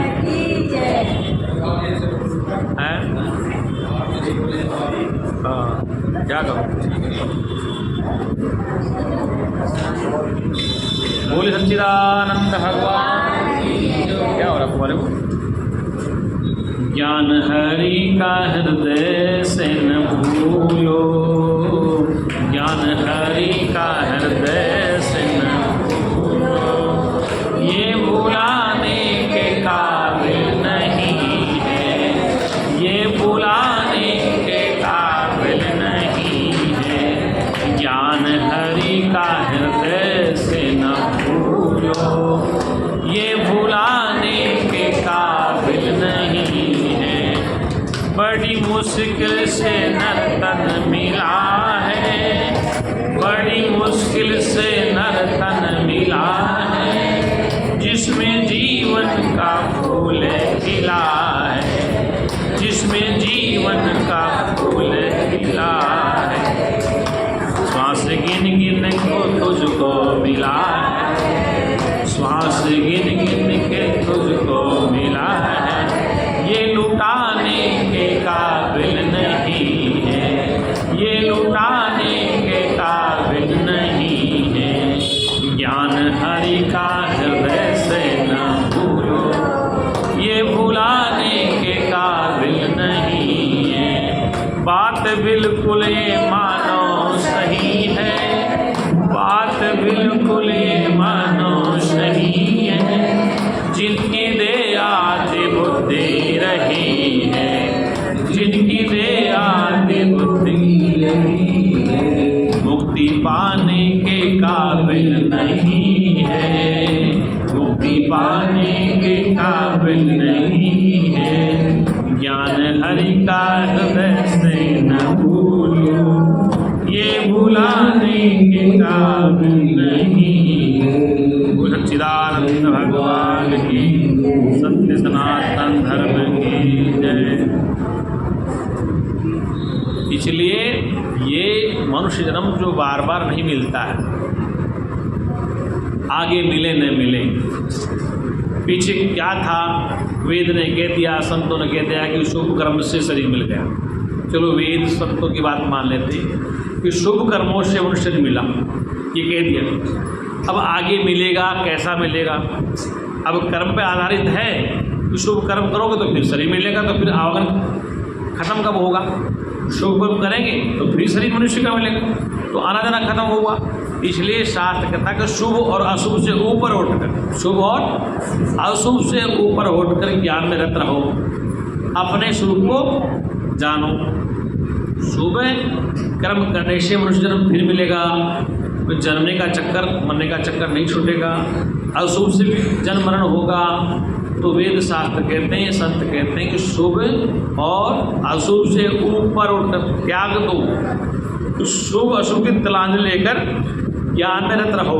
किसमें रहो? जाने अनजाने में शुभ अशुभ आपसे हो जाता है, जाने और अनजाने में शुभ अशुभ हो जाता है। शुभ अशुभ कब तक है? जिसने समाज को मान्यता दी वो कर्म शुभ है, जिसने समाज को मान्यता दी अशुभ कर्म, जिसने शास्त्र ने या समाज ने मान्यता दी तो वो शुभ है, और समाज ने जिसको मान्यता दी वो अशुभ है। क्या है? समाज ने या शास्त्र ने जिस कर्म को मान्यता दी वो शुभ है, और जिसने मान्यता वो अशुभ है। जैसे प्राचीन काल में, महाभारत काल में देखो,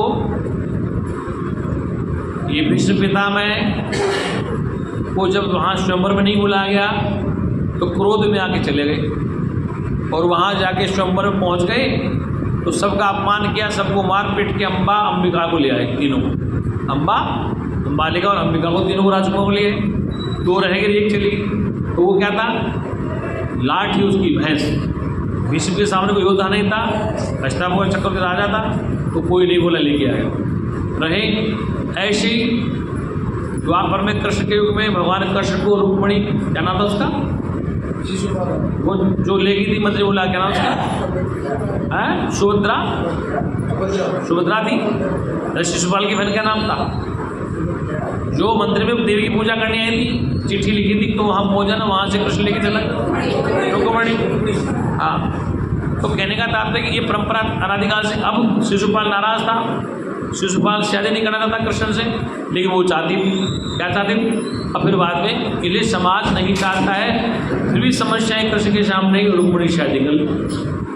ऐसे ही भीष्म के न चाहते हुए भी वो आना नहीं चाहती, अम्बा अंबिका मालिक, लेकिन जबरदस्ती ले आया, फिर एक चली गई। ऐसे ही एक बिल पास हुआ भारत में, अंतर्जातीय विवाह। क्या हुआ? अंतर्जातीय एक कोड बिल आया संसद में, फिर इंदिरा गांधी की शादी हुई। तो ये समाज मान्यता बनाता है, फिर तोड़ देता है। ये समाज जब जब मान्यता बनाता है वो उसका पाप नहीं है, वो मान्यता फिर तोड़ देता है तो उसका पुण्य हो जाता है। जहाँ समाज मानता है कि ऐसा नहीं है, क्या है, तो वो पाप है। जब स्वीकार कर लेता है तो वो पुण्य है। क्या है? तो रुक्मिणी ले गई, रुक्मिणी नहीं चाहता था, कृष्ण को आगे लेके रथ चला गया खुद। तो कहने का तात्पर्य कि उस युग से आज तक चलता है। तो समाज जिसको मान्यता देता है वो तो पुण्य है, और समाज मान्यता देता है उसका पाप। अब अदालतें आ गई, न्यायालय आ गया, संविधान आ गया।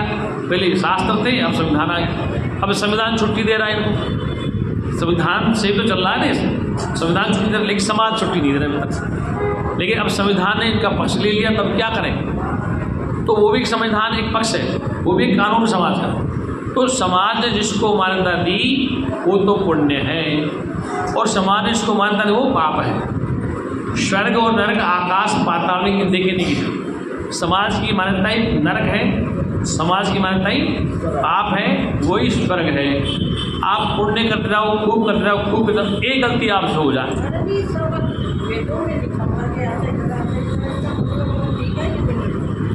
नहीं, समय काल परिस्थिति के अनुसार वेद वाणी को बदला गया है, शास्त्रों को भी लिखा गया है दोबारा। क्या? समय काल और परिस्थिति के अनुसार जिस संविधान में संशोधन हुआ है, ऐसे शास्त्रों में भी समय समय पर बदलाव हुए हैं, परिवर्तन होते रहते हैं। यूनिवर्सल सूत्र एक सत्य ही है, यूनिवर्सल एक सत्य ही है, दूसरा है ही नहीं। वो यूनिवर्सल सूत्र व्यवहार का नहीं हो सकता, वो सत्य का है। देश काल परिस्थिति, देखो मनुष्य मूर्ति को बदला गया, आर्य समाज में बदला गया।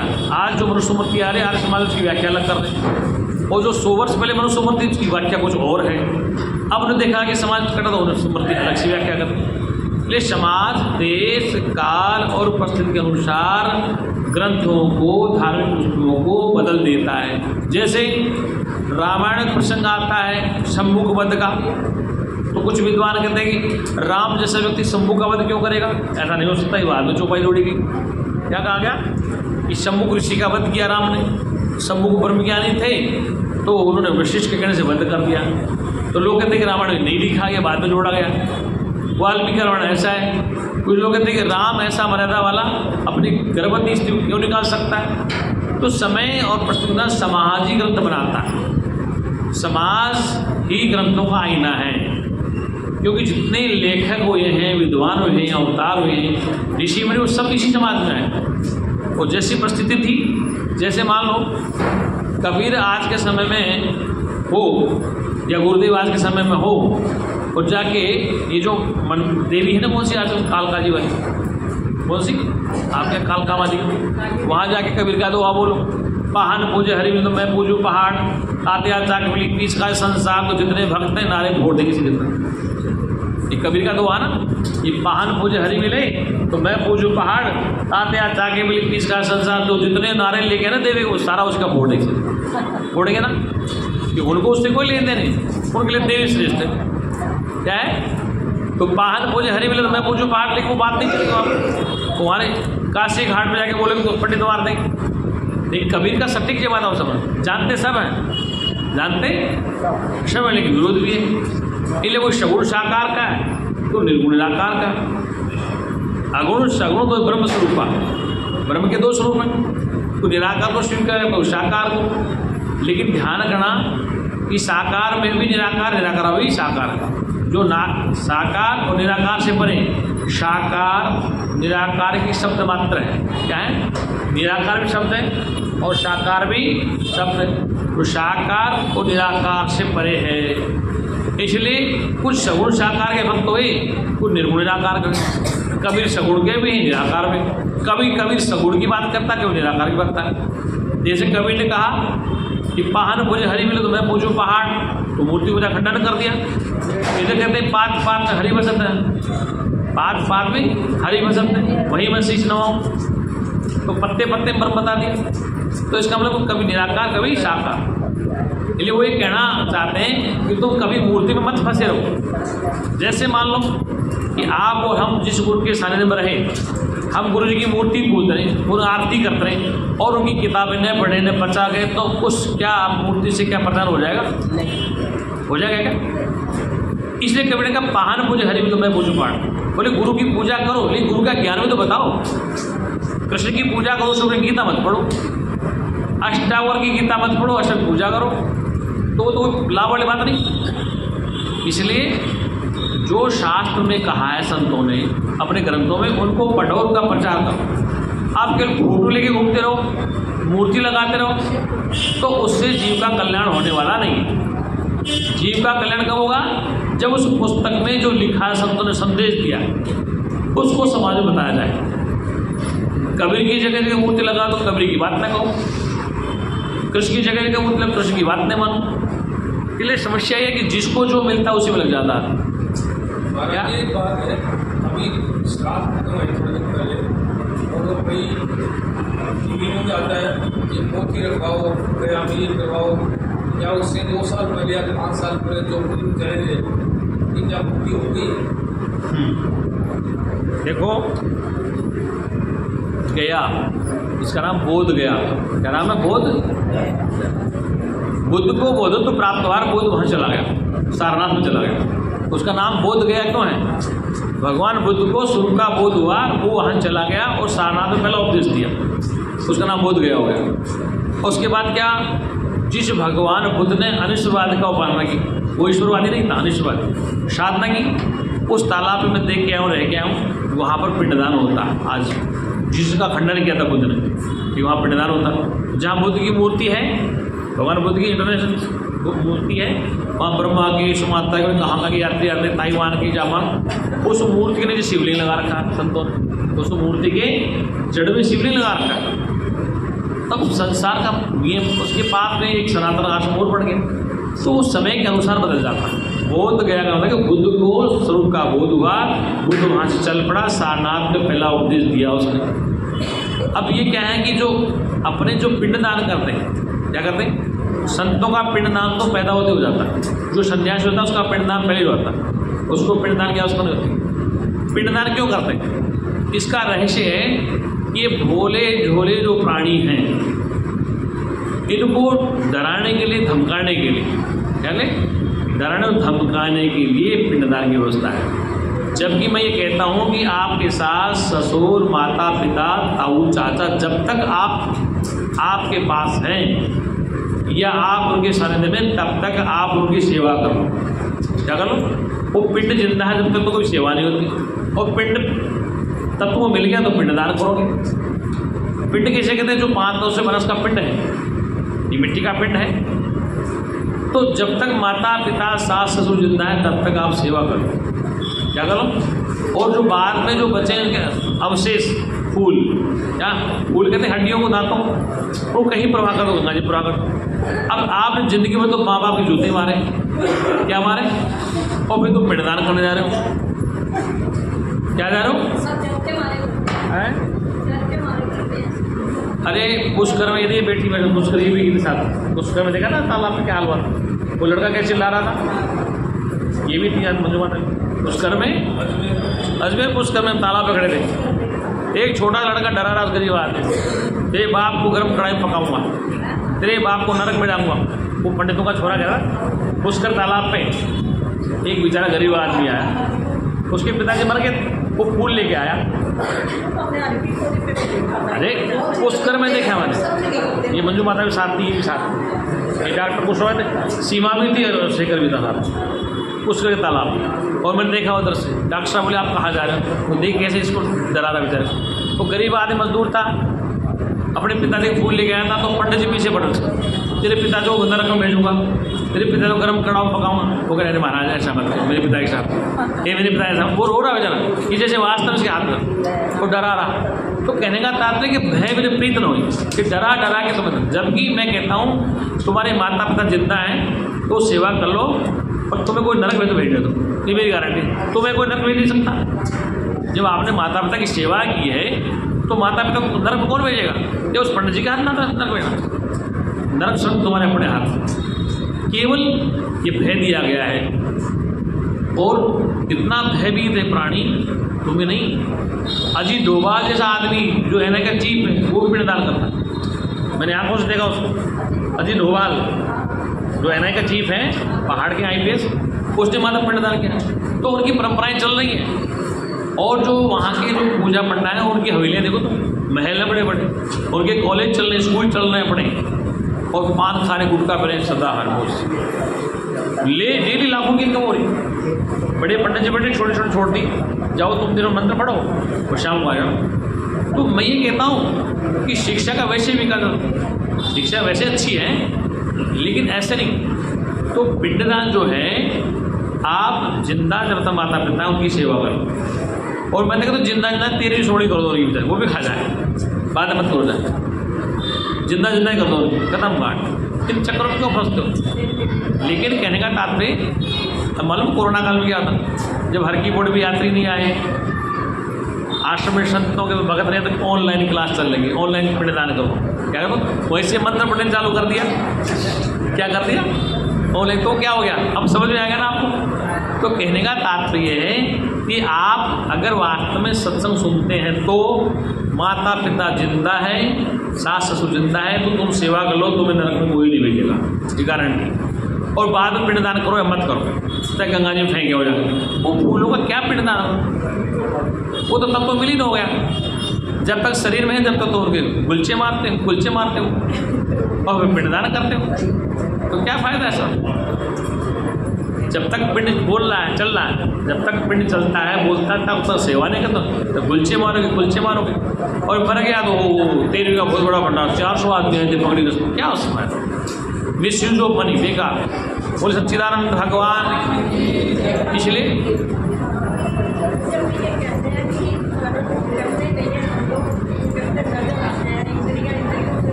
नहीं, अगले जन्म के लिए नहीं, बड़ी कहने का तात्पर्य वो इसलिए कहा गया है,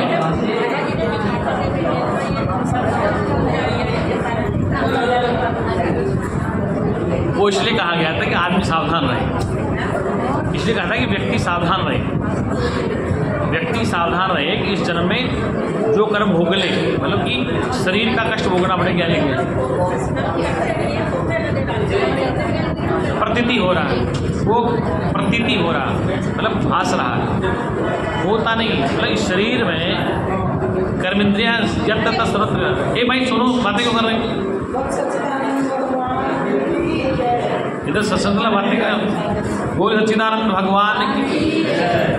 प्रश्न ये है कि इंद्रियां इंद्रियों में वर्त रही हैं, गुण गुणों में वर्त रही, मुझे लगे ना चक्रे, गुण गुणों में वर्त रही। गुण का तात्पर्य कि जो इंद्रियों का गुण धर्म है इस शरीर में, सत्वगुण रजोगुण, इसके बाद जो इंद्रियों का धर्म है, आँख नाक कान हाथ पैर, फिर अंदर एक अंतःकरण है, ठीक है। और आँख देखने का काम तो देखेगी, क्या करेगी? कान सुनने का रोक नहीं सकते आप।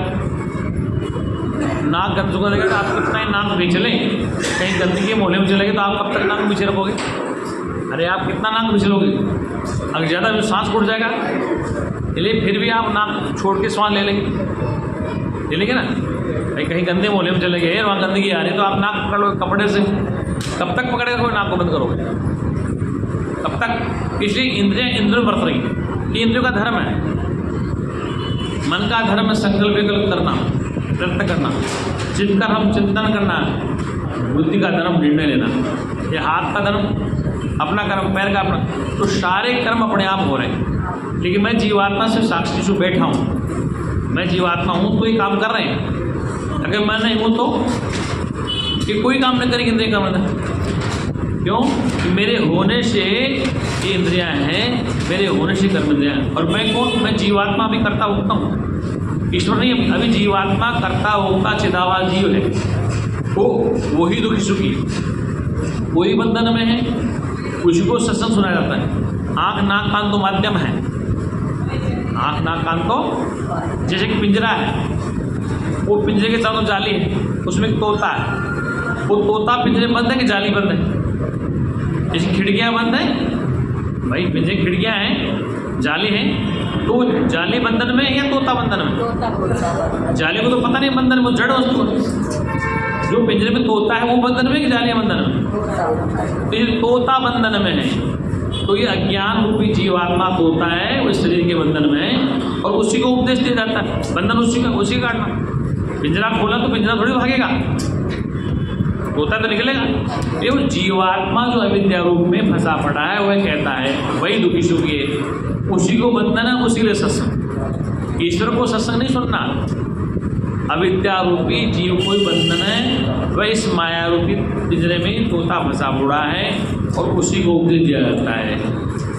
और वह जब अपने स्वरूप को जान जाता है तो वह उड़ जाता है, अपने स्वरूप को जानना ही उड़ना है। इसलिए इंद्रियां अपना कर्म करेंगी, कर्म इंद्रियां अपना कर्म करेंगी, इसमें ज्ञानी को रोक टोक नहीं कर सकता, न ज्ञानी कर सकता। अज्ञानी का कर्म भी जैसा है ज्ञानी का, दोनों का कर्म समान है।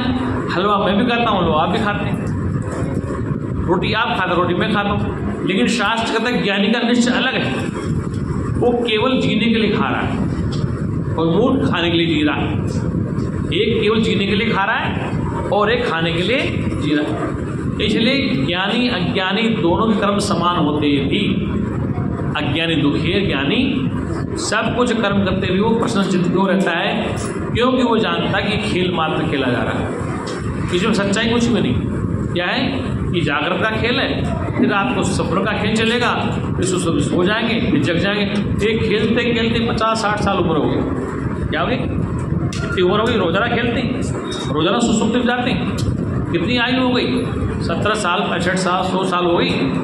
उसमें खेलते खेलते सुखी दुखी हो रहे हैं, फिर भी वो जानने वाला बदला नहीं है, वो एक ही है।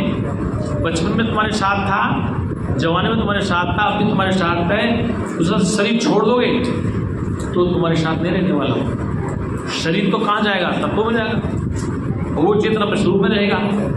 मटका फूट गया, जल कहाँ जाएगा, जल में। आकाश कहाँ जाएगा, खाली भाग। मटके के चारों तो खाली भाग है, अंदर भी खाली भाग, तो मटका फूटा तो खाली कहाँ चला गया, खाली में, बाहर खाली भीतर खाली। कबीर ने कहा है कि फूट्यो कुंभ जल, जल ही समाइएगा तीव्र ले जाए। फूटा कुंभ माने मटका, जल ही समाई, जल है उसमें, जल में समा, ये का तीव्र ले। बिरला व्यक्ति इस रहस्य को जानता है कि मटका फूटा, जल जल में समा गया। क्या गया? इसलिए शरीर पंच तत्वों का बना है, ये तत्वों में लीन होता है, और जो चेतना आत्मा है अपने स्वरूप में रहती है। प्रश्न ये आता है कि जल क्या चीज? जितने भी शरीर आप हमारे बने सब जल से बने हुए। किसे बने? ये जितने शरीर बने माता पिता के रजवीर से बने, जल की बूंद है शरीर, उससे विकास हो रहा है, तो जल में ही समा जाता है, जल में पैदा होता है। वो सच्चिदानंद भगवान। इसलिए और कोई प्रश्न? अभी तो बता देना, फिर कहेगी याद उस समय नहीं आता, बाद में आता है। किसी को शंका हो रही हो, प्रश्न की शंका? कहने का अभिप्राय है कि फूटो कुंभ जल जल ही समायो, ये कहती बिरले ही कि फूटा हुआ कुंभ है, उसमें जो जल है जल में ही समा जाता है। जल से आप बने, जल में ही चले जाएंगे। सागर रूप व्यापकता आत्मा का है, और मटका छोटा है, अल्पज्ञ। जीव अल्पज्ञ है, ईश्वर सर्वज्ञ है। सर्वज्ञ सबको जानने वाला, उसमें सुख दुख नहीं है, उसका जन्म नहीं है। जो अल्पज्ञ तोता जो बिजने फंसा पड़ा, उसी के लिए उपदेश है, उसके लिए आदेश है। वही बंधन में, वही स्वर्ग में जाना चाहता है, वो नरक में जाना चाहता है ना, उसी का बंधन है, उसी के लिए उपदेश है। वो सच्चिदानंद भगवान के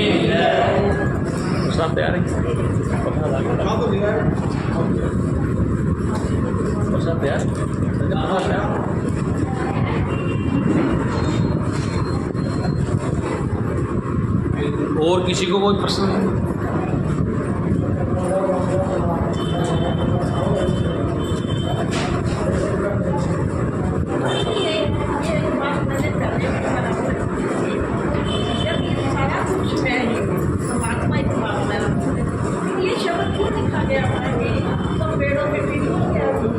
खाली एक का नाम किया है, फिर आपने कहा तो चावल का दाना है कि तेरे को तो चावल, वो एक अलग बात है।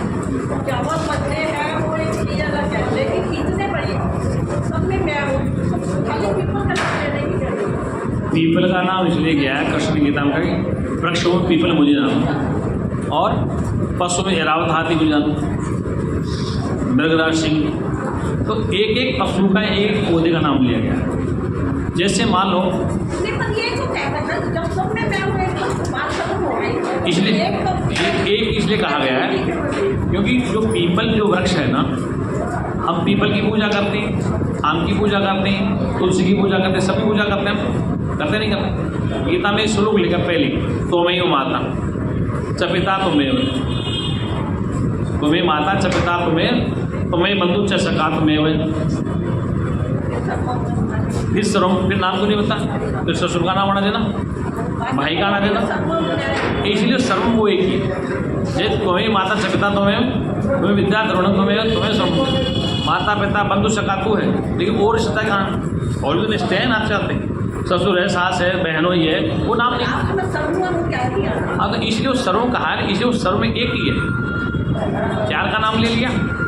तो गीता का पहला श्लोक तो याद नहीं, शुरू वो तो पढ़ा नहीं, वो बीच वाला पढ़ ले। तो कहने का तात्पर्य है, वेद कहता है कि सर्वम खलीदम ब्रह्म, कि सर्व ब्रह्म ही है, उससे अलग कुछ भी नहीं है। इसलिए गीता को पढ़ने का मतलब है कि पहले वेद को पढ़ा जाए। वेद पढ़ोगे तो गीता वेद की कुंजी है। गीता क्या है? वेदों की, वेद की भाषा, उपनिषद की भाषा थोड़ी हार्ड है, गीता में भाषा नरम है, मतलब सीधी था। तो वेदों की कुंजी गीता, इसलिए किसी को शंकाएं पूर्ण करना होता है तो हर ग्रंथ को हर तरह से देखना पड़ता है, हर चीज़ को हर तरह से। तो कहने का अभिप्राय है कि जब तक वस्तु क्लियर ना हो, दिमाग में बातें स्पष्ट साफ न हो, कोई शंका रहे। शंका जब तक है जब तक मुक्ति असंभव है। शंकाएं नहीं रहनी चाहिए, शंकाएं समाप्त निर्मूल नष्ट हो। अगर पौधे में अंकुर है बीज में तो वो फिर पैदा हो जाए तो समूल नष्ट होना उसको। क्या है? लकड़ी में आग है, ये लकड़ी को पता नहीं, लकड़ी में आग लकड़ी को पता नहीं। लकड़ी जब जले तो वो खाक भी हो जाती है जलकर। इसलिए ब्रह्म व्यापक है, समस्त व्यक्तियों में प्राणियों में है, लेकिन ब्रह्म ज्ञान होना जरूरी है। ब्रह्म तो व्यापक है, ब्रह्म ज्ञान होना जरूरी है। ब्रह्म ज्ञान होगा तब ही इस संसार में दुखों से ये जीव छूट पाएगा, वरना कोई रास्ता नहीं छूटने का। वो सच्चिदानंद भगवान। इसलिए ब्रह्म व्यापक होने के नाते सबको प्रथमी प्राप्त है, लेकिन उसको अप्राप्त मालूम करता है जीव, मेरे पास नहीं। उसको बाहर ढूंढता है और बाहर ढूंढने से वह थक जाता। और जब ढूंढते ढूंढते थक जावे तब जाके उसको होश है, यार अभी तक तो मिला नहीं, 20 साल होगी कावड़ ढूंढते ढूंढते। हनुमान चालीसा पढ़ लिया, कावड़ भी ढूंढ ली, सुंदरकांड भी कर ली, रामायण भी पढ़ ली, गीता पढ़ ली, लेकिन अब तक कुछ पता ही नहीं चला। हमारे संगानंद कहते थे कि महाराज अखंड पाठ भी खूब करे, रामायण पढ़ी, ओशो जी कथा सुनी, सब जगह गए। एक बार हम कहीं कथा पढ़ रहे थे रामायण के अखंड पाठ, तो बोले हम अखंड पाठ करें, और जिनका अखंड पाठ वो सब सो रहे अंदर कमरे में। तो मैंने पूछा आचार्य से, भाई ये क्या, किसको लाभ मिलेगा? हम तो पढ़ रहे, वो सो रहे। रामायण का अखंड पाठ चला दिया, वो तो सो रहे घर वाले, हम अखंड पाठ कर रहे हैं। तो उसने कहा ये एक भेड़ चाल है, कुछ नहीं लेना है, जब तक सुनोगे नहीं तुमने तो अखंड पाठ की मंडली बुला ली, अब तुम सो रहे हो रजाई में जा करके। अखंड पाठ का फायदा क्या? न सुन रहे हो, फायदा क्या? हाँ, तो मेरा कहने का तात्पर्य कि जो लाभ अच्छे से अखंड पाठ पढ़ो रामायण का, चलो पढ़ लो, रात भर काली करो, सो जाओ नहीं, नींद परेशान करे, और सुबह आँख पेट तो रामायण का फायदा क्या हो? रामायण से 1 घंटा पढ़ो, चाहे आधे घंटा पढ़ो, चाहे 2 चौपाई पढ़ो, उस रामायण का अर्थ समझ में आना चाहिए। अखंड पाठ करना एक भेड़ चाल हो गई। अरे तुम रात भर सो रहे हो, 2 आदमी जग रहे हो, उसका अर्थ समझो कुछ आ ही नहीं रहा है, चौपाई क्या कर रही है, सोटा क्या कर रहा है, दुआ क्या कर, अखंड पाठ हो रहा है। अखंड पाठ के बजाय तुम 2, 4, 5 चौपाई रेजी पढ़ लो डेली, उसका अर्थ समझ वो सही है। और रात काली करो, 4 आदमी बैठ जाओ, वो बदला वो चल रहा है, वो तो एक 2 रटने वाली बात होगी, उसमें फायदा नहीं होता। गीता के श्लोक पढ़े जाओ, रटे जाओ रोजाना, 2 श्लोक पढ़ लो तो का कोई होता है।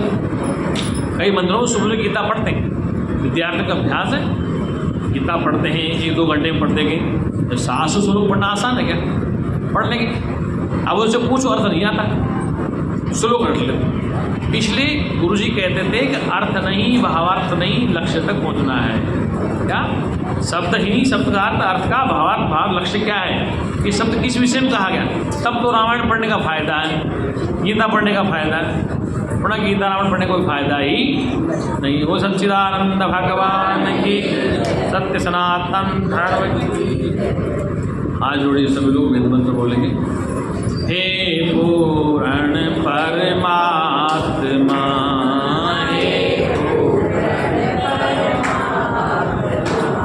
सुखी होए जीवात्मा, विश्व बने धर्मात्मा, बोलो तुम सब मेरी आत्मा,